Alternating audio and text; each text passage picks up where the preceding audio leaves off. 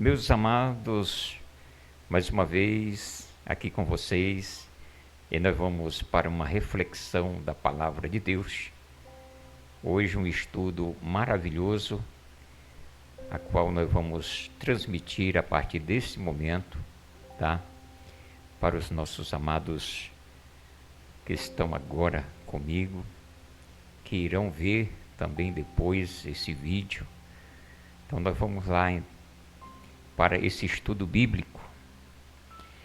Olha só, nós iremos falar hoje sobre o grupo dos 120 irmãos que estavam esperando a promessa de Deus, tá? Então nós vamos lá, meus amados. Aí do lado você pode acompanhar, vamos estar lendo, tá? Como introdução, a recepção do Espírito Santo por 120 seguidores de Jesus é um dos momentos mais marcantes do Novo Testamento. Este fenômeno, que ocorreu em um ambiente de grande expectativa e fervor, marca o início da igreja cristã e é uma marca de experiência cristã, ou da experiência cristã. Nesse artigo, vamos explicar os versículos e o contexto deste evento transformador, como acontece em Atos capítulo 2, do versículo 1 a 4, e o que significa para nós hoje. Meus amados, deixa eu dizer aqui uma coisa. Quando o Senhor Jesus Cristo estava na terra, ele deu as últimas instruções para os discípulos, dizendo o seguinte, que o Senhor não deixaria nenhum deles órfãos. Ele falou do Consolador. Ele iria para o Pai, mas o Consolador viria. Então, lá em Lucas, no capítulo 24, 47, também o Senhor ordenou que os discípulos não se ausentassem de Jerusalém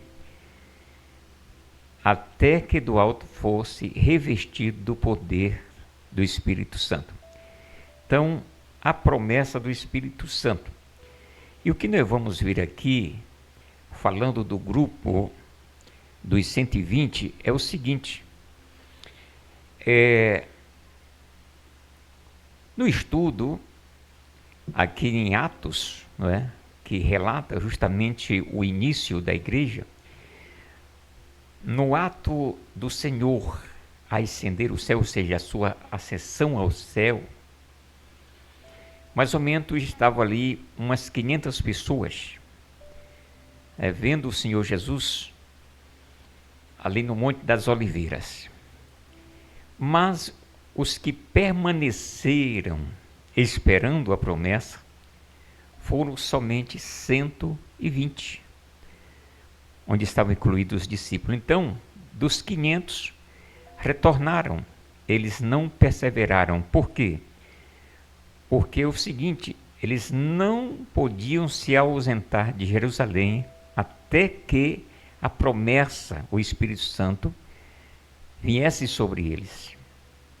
E assim, meus amados irmãos, meus amigos, nós vamos ver que quando o Senhor Jesus subiu aos céus, justamente aos 40 dias depois da sua ressurreição, viu? O que acontece? 10 dias, mais ou menos, 10 dias, o Espírito Santo desceu no dia de Pentecostes.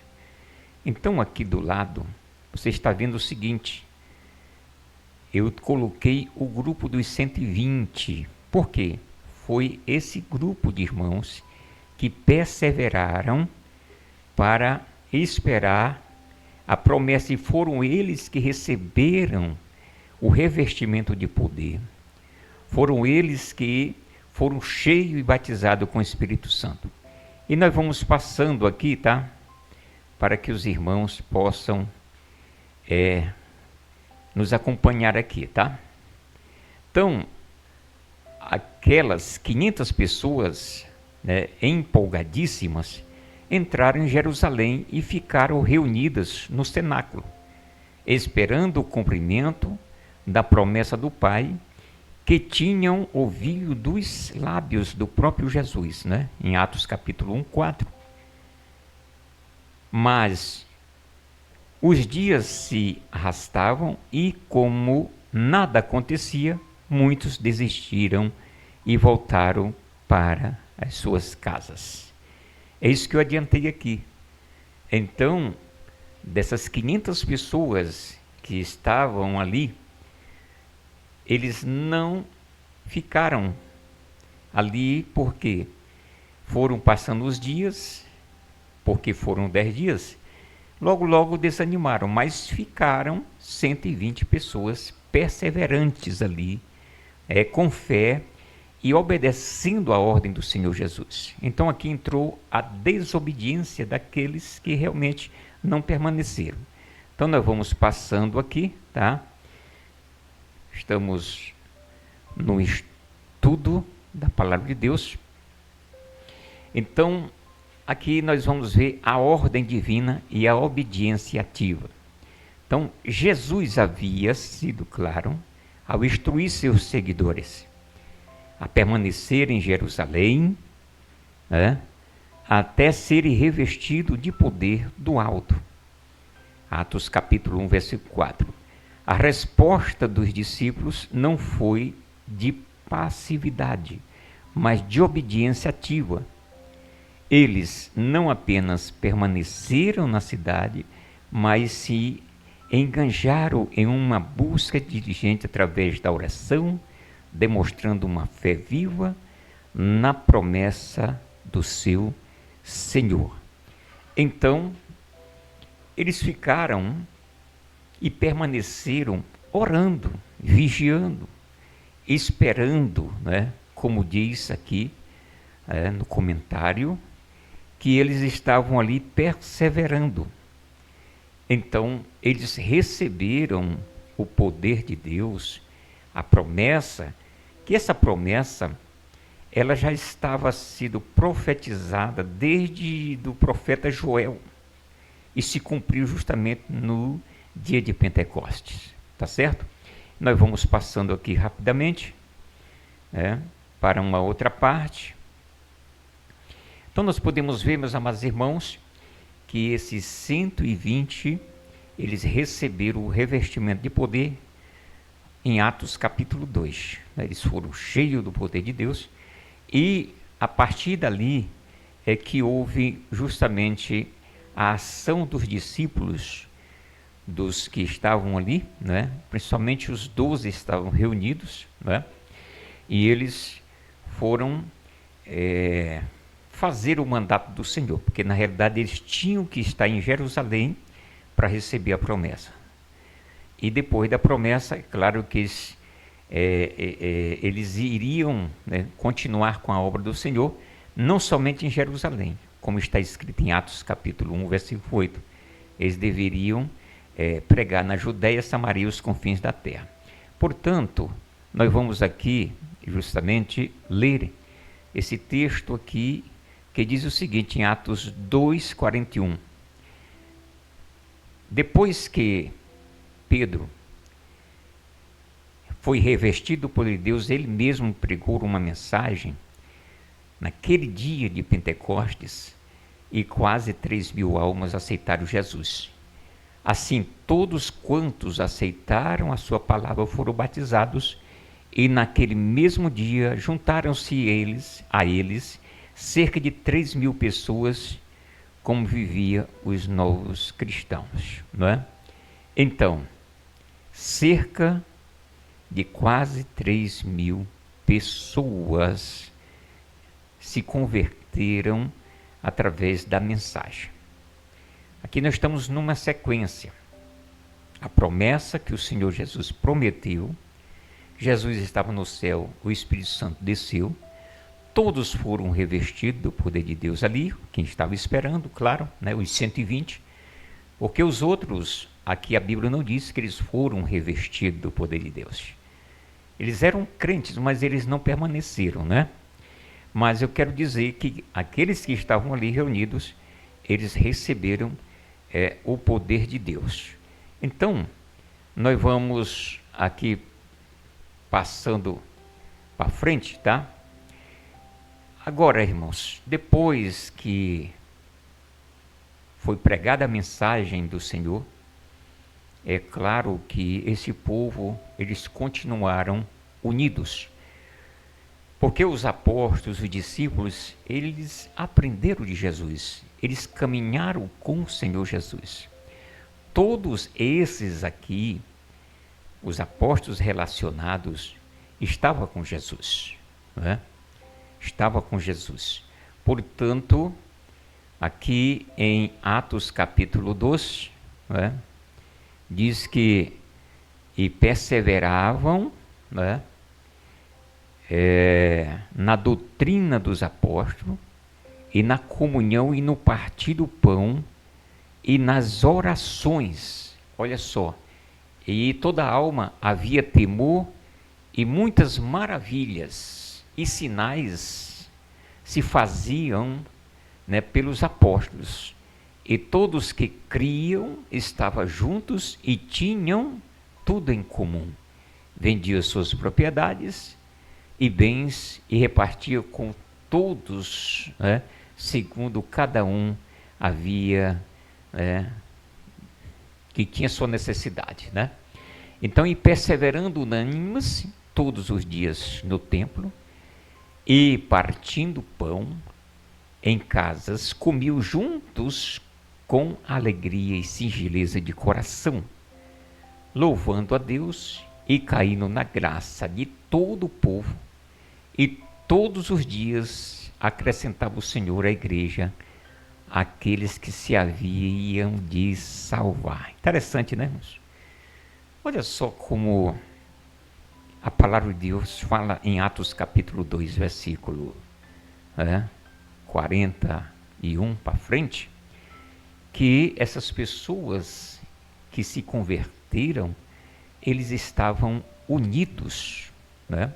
Eles estavam ali na doutrina dos apóstolos, nos ensinamentos, eles estavam nas orações, eles estavam reunidos nas casas, porque eles realmente consideravam uma família, e na realidade a Bíblia fala isso, uma família espiritual, um povo escolhido, uma nação eleita, né?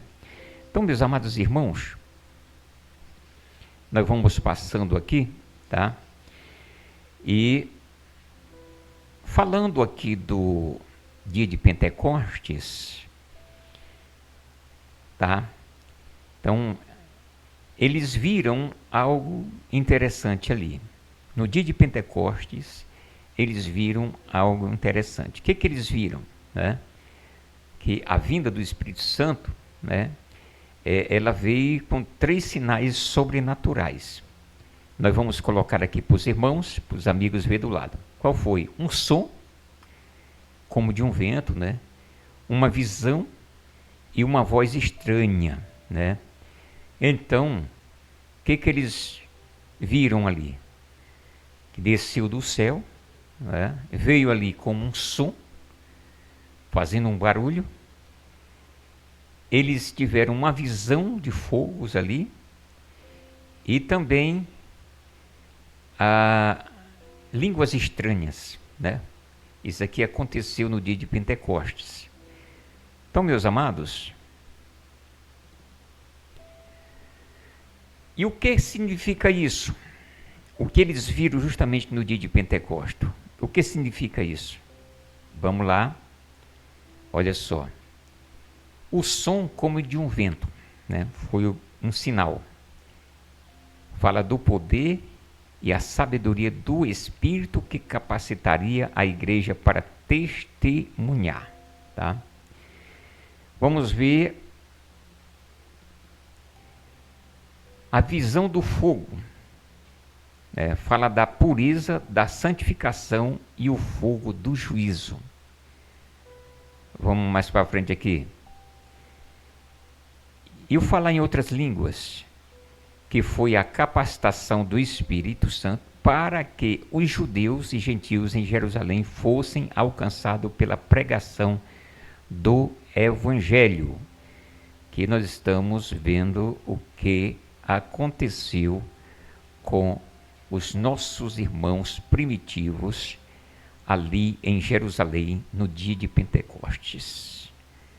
Deixa eu falar aqui, reiterar o que era o dia do Pentecostes. Era um dia de uma grande festa judia. Eles realizavam essa festa depois da Páscoa. Os irmãos sabem que a Páscoa era realizada entre o mês de março e abril, para nós. Mas no calendário judeu, Abib, quer dizer março e abril, não é? E 50 dias depois era a festa de Pentecostes, que era a comemoração, ou seja, da colheita, não é? Dos frutos. Então, meus amados, nós vamos seguindo aqui adiante. Essa primeira parte que nós estamos falando aqui é justamente da perseverança, né, da fé daqueles que esperaram a promessa. Jesus falou dessa promessa. Mais ou menos 500 pessoas que estavam ali no cenáculo não ficaram esperando, somente um grupo de 120. Mas eles receberam o poder de Deus. Ali houve salvação no dia de Pentecostes, pela mensagem do apóstolo Pedro. Eles estavam reunidos e unidos, né? Tinham tudo em comum. Agora, eu quero falar da segunda parte, sobre a questão do compromisso que cada um de nós temos como cristão com o nosso dever, o compromisso de congregar, né? Nós vamos aqui para a segunda parte, né? A segunda parte é onde vamos falar de congregar, de estarmos unidos. Por que isso? Porque em Atos capítulo 2, versículo 41, 42, fala que esse povo estava unidos, reunidos nas orações, não é? Então nós vamos lá. Em Hebreus capítulo 10, 25 diz: não deixemos de reunirmos como igreja, ou de congregar, não é? Em outra tradução diz de congregar, segundo o costume de alguns, mas encorajemos uns aos outros, ainda mais quando vocês veem que se aproxima o dia. Então, congregar faz parte do cristão. É bom congregar. Nós vamos ver aqui algumas coisas, né, referente a esta questão de congregar, né? Então, nós não podemos deixar de congregar. Por que isso? Nós vamos ver aqui na sequência, tá? Aqui a letra está um pouco pequena para você aí, mas nós vamos estar lendo aqui. É necessário congregar, né? Por exemplo, no Antigo Testamento, a primeira menção bíblica sobre um local de culto a Deus se encontra em Êxodo, capítulo 25, né? Quando Deus deu a seguinte ordem a Moisés: e me farão um santuário e habitarei no meio deles, né? A construção do tabernáculo no deserto, um templo móvel, bem como a construção no templo em Jerusalém, demonstra o quanto Deus se interessa em que seu povo tivesse um lugar para congregar a fim de prestar culto. Então, meus amados, é interessante nós congregarmos, né? Podemos ver aí que, na realidade, Deus, ele fala para Moisés construir um tabernáculo, não é? Móvel, E mais à frente, Salomão construiu o templo. Para quê? Para que o povo se reunisse. Portanto, meus amados, é interessante a questão da congregação, entendeu? Nós vamos ver aqui outro ponto. No Novo Testamento, embora os templos oficialmente tenham surgido no 3º século depois de Cristo, o relato bíblico nos leva a entender que a igreja se reunia fora das sinagogas, em espaços cedidos ou alugados para este fim. Então, na cidade de Éfeso, por exemplo, Paulo usou a escola de Tirano, um espaço grande para realizar cultos, né? Atos 19:9. Ao longo de sua história, a igreja tem se reunido com regularidade em locais predeterminados para cultuar a Deus e fortalecer a comunhão entre os seus membros. Então, e a vontade do Senhor é que todos nós estejamos juntos. Então, olha só como é importante. Desde a época do apóstolo Paulo, né, desde a época dos primeiros irmãos, é claro que não existia assim templos, mas os irmãos se reuniam em algum lugar, né? Como hoje, por exemplo, tem ministérios que não têm o seu templo, mas precisa de um lugar, né? Tem pessoas que até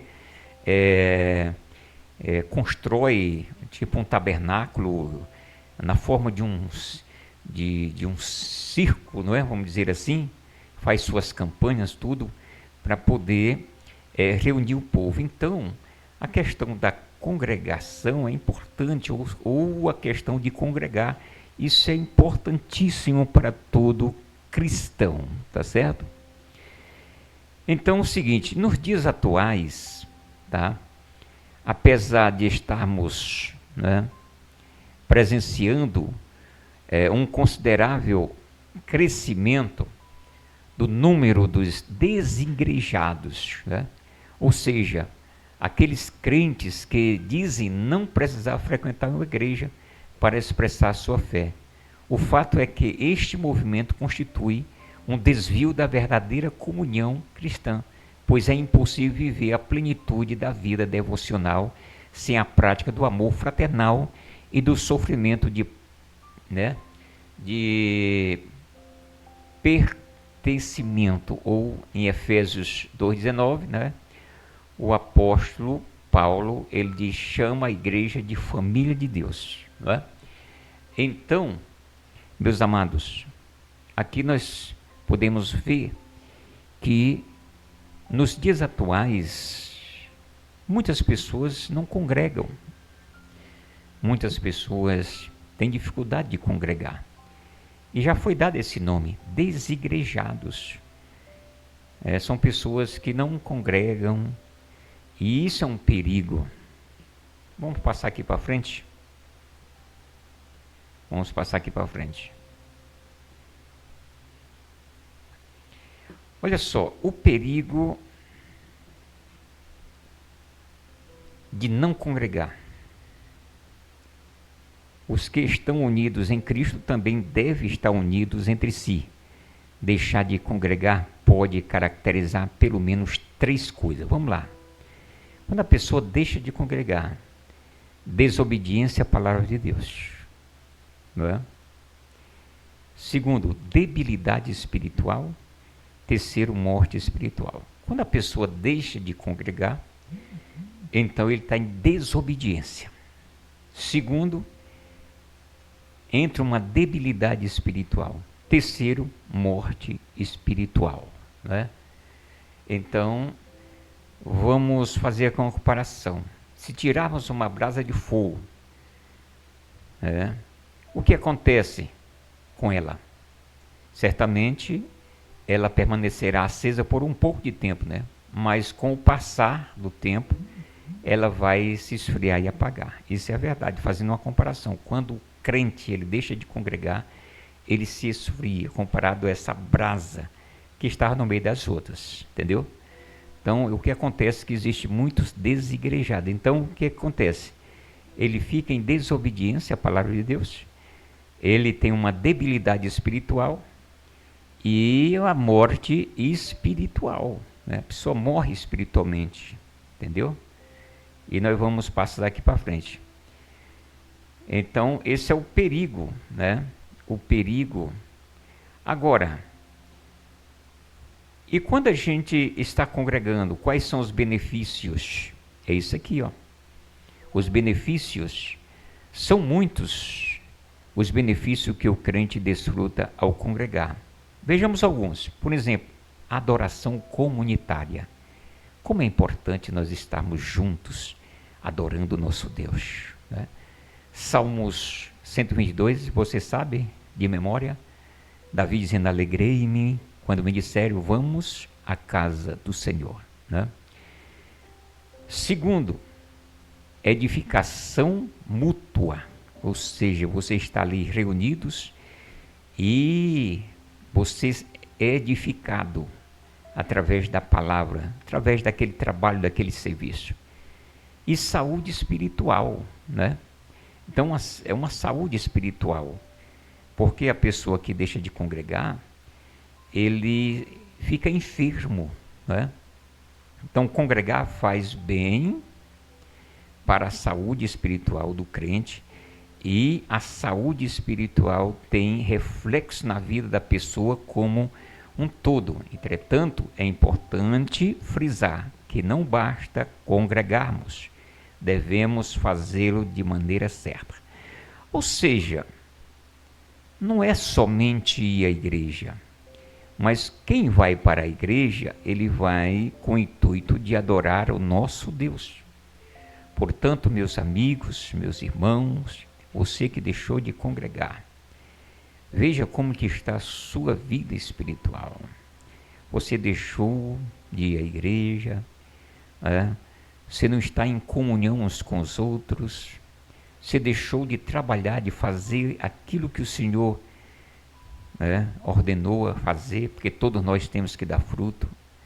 Você não está fazendo mais nada para o Senhor. Você está sendo uma árvore infrutífera. E a Bíblia diz que a árvore infrutífera ela é cortada. Então, o Senhor nos chamou para darmos fruto. Então, a conclusão aqui é o seguinte, a conclusão desse pequeno estudo, uma reflexão, né? Somos chamados para servir na igreja local como o propósito de adorar a Deus, servir e edificar uns aos outros em amor. Assim sendo, não podemos deixar de viver a nossa divina vocação como corpo de Cristo, que é estarmos juntos. Amém, meus amados? Pois é, eu quero deixar para você esse pequeno estudo e essa reflexão sobre a questão de estarmos juntos, congregando, se fortalecendo, né? Fazendo a obra do Senhor. Foi para isso que o Senhor nos chamou. Amém?